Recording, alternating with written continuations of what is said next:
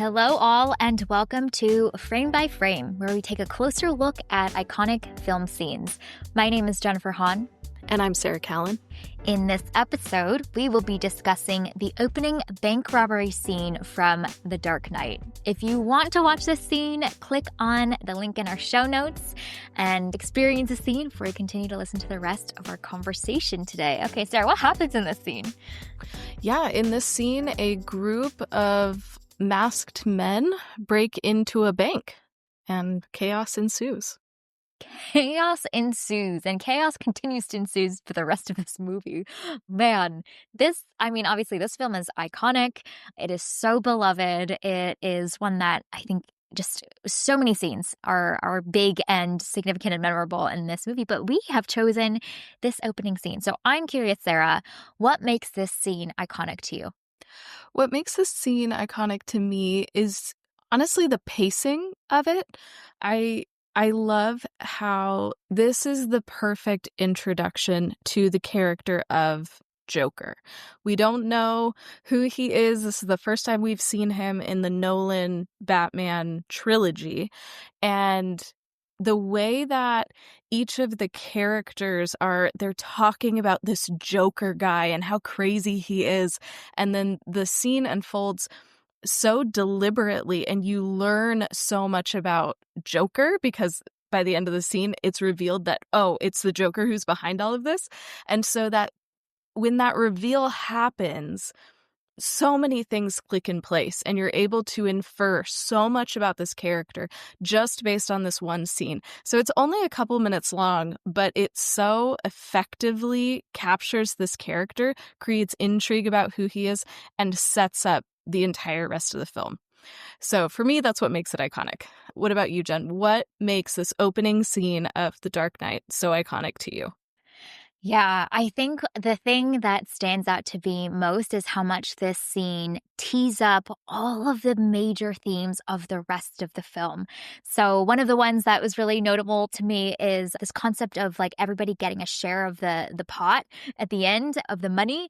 And we see that moment after moment, this team of 5 to 6, potentially 7 masked men are taking each other out so that they can gain more from the share of money. And so this concept of every man being for himself and the selfishness, the lack of team and community being a big part of kind of the corruption and the chaos that Gotham is in and the state of the city is notable.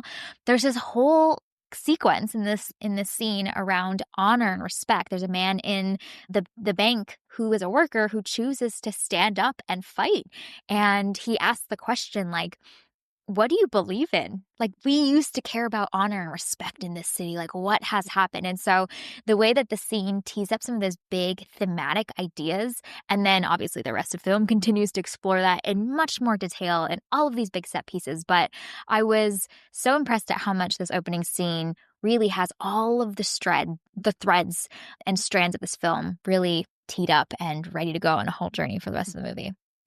I love that I can hear your love of mob movies coming out in that answer, because when the bank manager or whoever, everything with him, I have so many questions about him because I'm like, right? This is a shady dude too.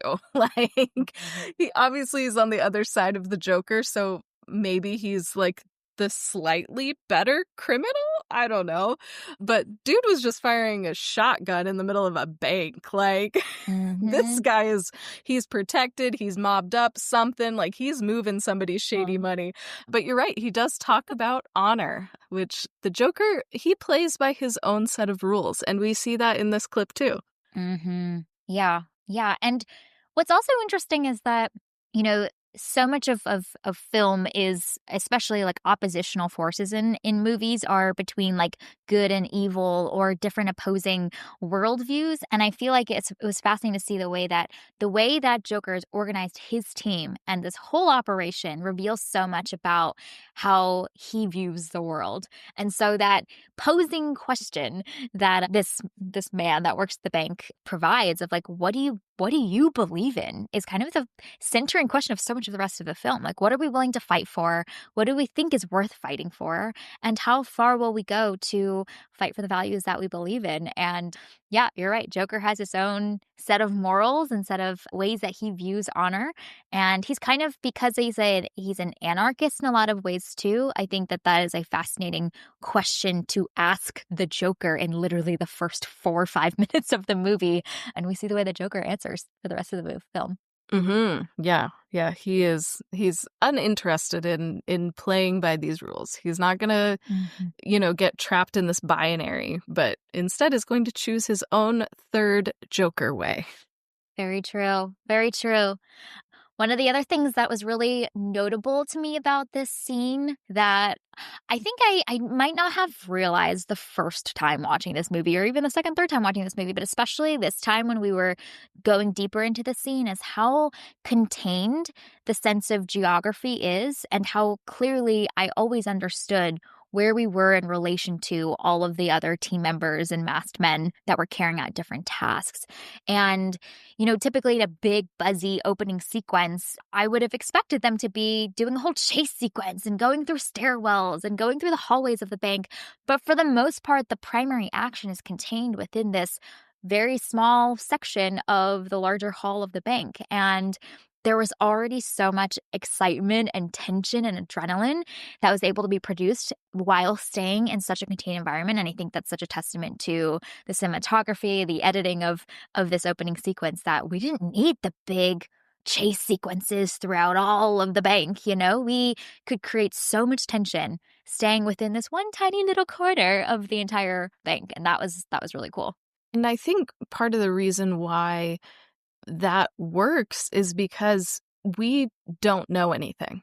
We have so many questions. There's so much intrigue in this scene because we're introduced to a group of masked men and we don't know what's going on. This is a Batman movie, like what's going on? Who is the villain in this? And little by little, it's revealed, oh, okay, that's not the primary villain. That's not the Joker. That's not the Joker. Where is the Joker? They keep talking about him. So it's just constantly creating this intrigue of who is Joker? Where is he? What is he like? And also, who is going to die next? Because obviously the members of the crew are taking each other out, but we see the bank worker with his gun going off. Obviously, this is a bank where powerful people store their money, so this is a dangerous situation that they keep reiterating over and over and over. So is there going to be another danger that's coming out that we don't see? So I love how the dialogue and the way that this opening scene is paced immediately creates that intrigue and tension so that we don't need all of the other stuff to make us excited and interested, but it's all there. It's simple, but it's so effective. That's actually a really great point, which is that this opening scene doesn't just rely on that visceral experiential spectacle to create tension, but that's all there for sure. I mean, people are literally robbing a bank. That's very exciting. But there's also, like you mentioned, this cognitive tension and intrigue that's being created because of the way that we one don't know who these people are, and then who the Joker is kind of that narrative tension that's also created. And so the cognitive and the visceral experiential all being intriguing and exciting for us, I think is adds so much more depth to what could easily just be like a fun, big, splashy opening sequence without that sense of like cognitive tension too, of like, man, who are these people and who's going to kill each other next? And who is the Joker? Like all these questions are forming, like you're saying. And I think that adds so much to this feeling exciting than just the visceral. Another piece of this opening scene that I appreciated is there's not a lot of the like quick cuts that you would expect from an action film. Like that's one way to create like tension and excitement in the visuals is that you're constantly like changing what we're looking at. And there is some cutting back and forth between the different characters, but there's also a lot of moments where the camera is like panning slowly. So even the way that the film opens is this long zoom in over these buildings before we watch them blow a hole in one of the skyscrapers. And I loved the fluidity of the camera, and I think that is so different than what we're used to seeing in action movies. And like you said, with the car chases or the fights or whatever, a lot of movies, I feel like less now, but for a while it was a lot of movies with like a lot of quick cuts between the action. So sometimes it's hard to see what's going on, but you can get the gist. But this opening scene is so deliberate in the way that it's shot, and it feels kind of like fresh and different than what I would have expected in a really exciting heist scene to open a superhero film. So just the way that the camera was very fluid, I think is different than what we would see in a lot of action films, and that really stood out to me this watch. Yeah. Yeah, there's less of the, like, need to use those techniques of having to quickly cut from, like, the bad guys to the good guys, the bad guy to the good guys. There was a lot of long camera shots, and just the tension of who's gonna shoot who next, even within the team of the masked folks, I think was really fun tension. And maybe also because there's now, like, multi dimensions of who is our foe and who's gonna take each other out. It's not as simple as this one united team of masked men versus the innocent people at the bank or the maybe not so innocent worker at the bank. There isn't just two sides now, but within the masked men, there are now arguably like 5 or 6 different sides, and every person's on their own side by themselves fighting for a bigger share of the money. And so that complex, like, relational dynamic is, I think, also makes this really fun and really unpredictable. We have no idea who is going to take who out, and that's I think adds a lot of intrigue and fun as well. Yeah, so this scene reveals not just Joker's worldview, but I think it really helps us to understand more about Gotham as a city as well. You know, I feel like the Dark Knight is so atmospheric, and you spend so much time just in Gotham. And I feel like this opening scene kind of drops you into the middle of that, and you see, you know, the desperation of the criminals and the way that they are interacting with one another. You see this bank that's used by the criminal elite, which is a different class of criminal than the ones that Joker had Mhm. hired. And you can just see the kind of hopelessness and the desperation in them as they are just trying to survive, whether it's these dudes robbing the bank or it's the bank manager guy that's trying to protect these criminals' money. I feel like this is such a good way to just drop us into Gotham, not just like seeing the physical city, but also understanding a little bit about the emotions and the desperation in this city, which is then explored throughout the film. Mm. Yeah, yeah, absolutely. It is notable that there are very few shots of the, like, innocent bystanders, you know, in the bank. And typically in, like, a big buzzy action sequence, you wanna show some, like, people that are really scared, and obviously we get some screams and yells and all that kinda stuff because it adds to the narrative tension of this moment of this bank getting robbed. But for the most part, the majority of the shots and conversation is focused on these masked men, and there's some really great quippy fun lines that they say to each other of like, "Where did you learn to count?" Which I think was really fun. But you you kind of don't really have a clear idea of, like, who you're rooting for. I mean, cognitively, like, these are obviously bad guys, but I found myself also being like, I don't really know who I'm rooting for.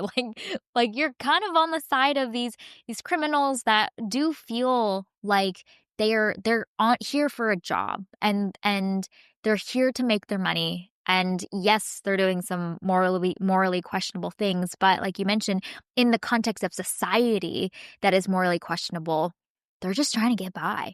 And there's something that was, like, inherently endearing and made me feel more connected to these criminals than them being portrayed to be these big, scary, violent people that they could have leaned more heavily into that portrayal for these masked men. And I think the lack of emphasis on the fear and the danger for the innocent bystanders, I think was notable, and also continues to highlight how much these men are here just for the money. They're not trying to kill people, they're not trying to take people out. They're not sadistic in that way. They're here to do a job, get their money and go and carry out their plan. And I thought the nuances and balance of how we're portraying the criminals and the victims really contributes to our loyalties and feelings about who we're rooting for, who we're not, and how we're receiving the kind of external emotions of this scene based on the people that are not necessarily our main people that we're following, but that are in the environment of what's happening here too.